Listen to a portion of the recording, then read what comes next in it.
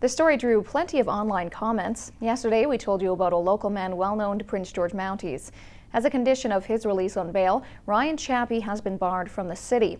This morning, Chiappe had a court appearance in Mackenzie. Now we're learning more about him and the charges he's facing.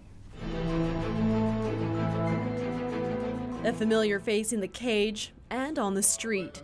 35-year-old MMA fighter Ryan Chiappe is from Prince George. At least since 2007, almost 100 times that we've come in contact with him in one way or another.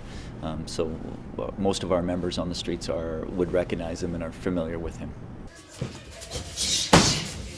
But officers shouldn't be seeing him anymore. As a condition of his release on bail, Chiappe has to stay 50 kilometers away from the city. Every member of this detachment is aware that he has that condition and other conditions, and so they're, if they do come across him, they will be checking him. Last Thursday, police got a call about a stolen puppy. Mounties pulled over Ryan Chiappe and say they found him with the 9-month-old pit bull. It was returned to its owner.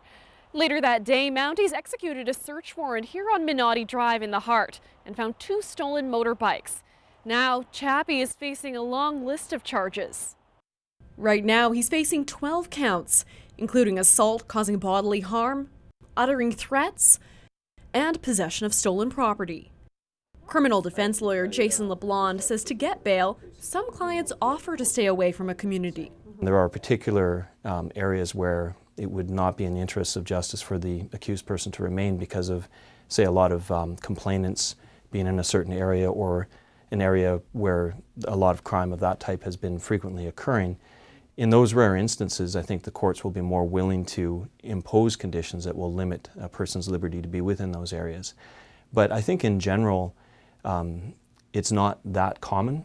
Other times, a judge can decide to impose conditions, like staying away from an area or city. They have to balance community safety issues along with issues of that person's mobility rights, freedoms of association, and general liberties like the ability to look for employment. Removing themselves from the community sometimes is in their best interest, and I think that's what the court recognizes, is that this would be in their best interest, as well as the best interest of people of Prince George in this case.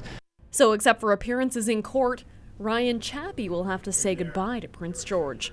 Camille McDonald, CKPG News.